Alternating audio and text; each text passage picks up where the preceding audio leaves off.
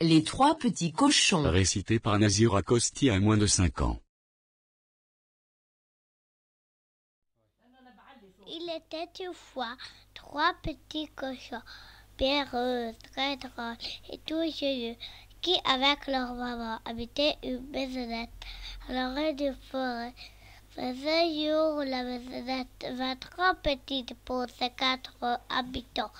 Et les petits cochons, devenus grands, décidèrent d'aller chercher fortune ailleurs.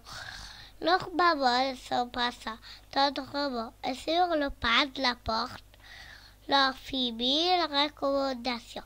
Prends garde au grand méchant loup qui rôde dans la forêt. Sans secret, maman, leur répondit encore le trois petits cochons, qui déjà s'éloignaient à grands pas, à chercher de meilleurs couloirs pour construire leur maison. Mais le loup, très affamé, poursuivit toute la scène. Déjà se frottait le ventre en pensant de bon déjeuner qu'il ferait. Les trois frères s'enfoncèrent dans la forêt en sifflotant.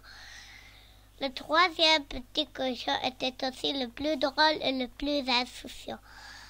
Se mit à courir après le papillon, à converser avec les écureuils, à charmer les oiseaux avec sa petite flûte. Le premier, il me sifflait et chantonnait, avançait de l'observant le grand arbre. Quant au deuxième, il dansait gaiement sur ses petites jambes.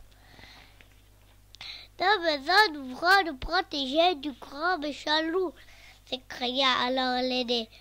Mais le Benjamin était aussi paresseux. Il était joyeux, décida qu'une maison en paille était bien assez robuste. Le cadet, aussi insouciant que sa petite frère, décida pour sa femme une maison en bois.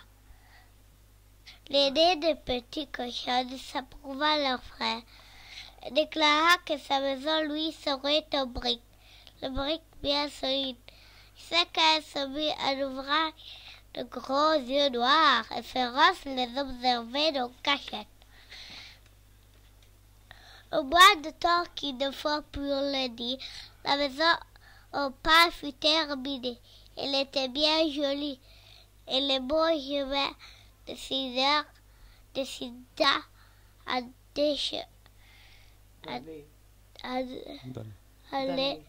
d'aller aider le cadet.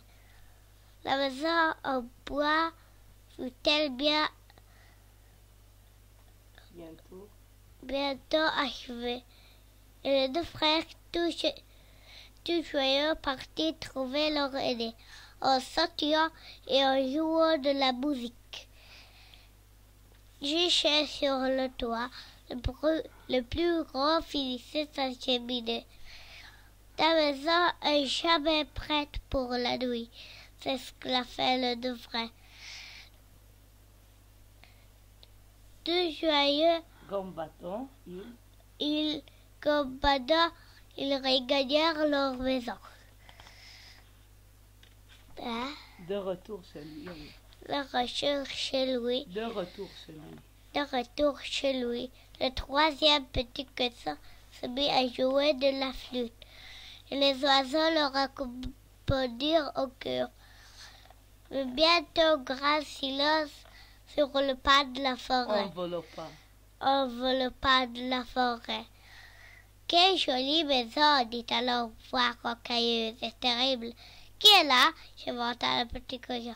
Un ami, femme entrée de... Fais-moi entrer de ta maison. Non, répondit le loup. Non et non, tu n'entreras pas chez moi, vilain loup, s'écria le petit cochon.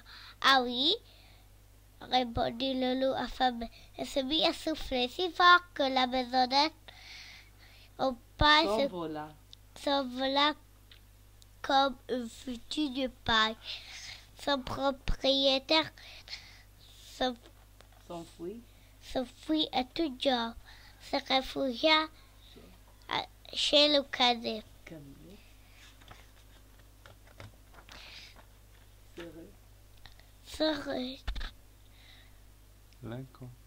L'un contre l'autre.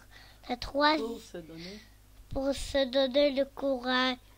Les deux petits cochons s'installèrent dans la maisonnette en bois.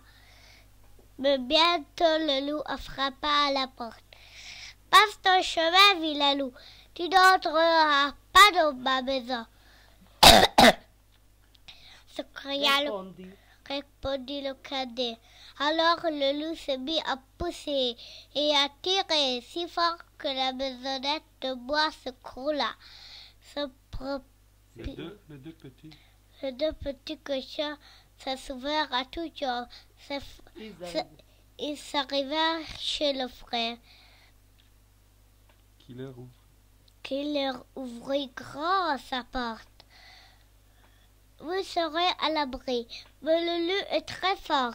Pour siffler et tempêter, ma maison ne bougera pas, » lui dit l'aîné avec assurance. Les deux frères restaient toutefois fort inquiets, n'avaient plus soufflé, n'avaient plus de tout envie de gambader, au sifflet et de chanter. Ne l'avait plus qu'il On n'entendait plus qu'il qui n'entrait choqué. Alors le loup se présentant dans la maison en briques, furieuse, il tambourina à la porte. « Je vais vous manger toute crue. Ouvre-moi. » Comme la porte restait close, se mit à souffler, se mit à taper et à souffler sur la maisonnette.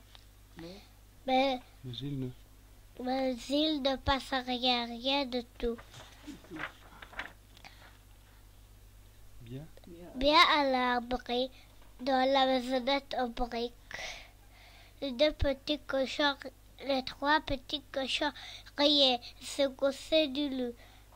Mais le loup n'avait pas dit son dernier mot. Il grimpa sur le toit et passa sa tête dans la cheminée et cria aux trois petits cochons. « Vous voilà, j'arrive et je vais vous croquer, toutes l'un après l'autre. » Les trois petits. Les trois petits cochons étaient terrorisés. Mais bientôt l'aîné se ressaissit et ramassa du bois. Il disposa dans la cheminée. Oh, voilà. Et maintenant du feu. Lorsque le loup arrivera, le brûlera. Vous allez voir ce que vous allez voir. Le loup commença sur le toit, tout heureux, à descendre, tout heureux, à l'idée de se déjeuner. Et les trois petits cochons virent bientôt apparaître au-dessus du flamme le bout de la queue de loup. Brusquement, un hurlement féroce s'éva de la maison. « Au secours, je brûle !» hurlait le loup. Elle remonta par où il était venu, à la vitesse de boulet de canon. Le loup galopait sur le chemin. Un nuage de fumée le suivit. Sa queue brûlait toujours. Il cherchait une mare, une rivière, un étang. Les trois petits cochons sortirent alors de la maison en s'esclaffant, et ils s'embrassèrent, et ils chantèrent, et ils dansèrent, tout heureux d'avoir échappé au grand méchant loup. Alors les deux petits cochons apparaissaient décida pour construire une maison en briques, une maison bien solide, Pour que pour que le loup n'avait plus ne visité ne leur rendit leur, leur, Ne la rendit ne leur rendit ne rendit plus visite, jamais jamais plus visite. plus visite.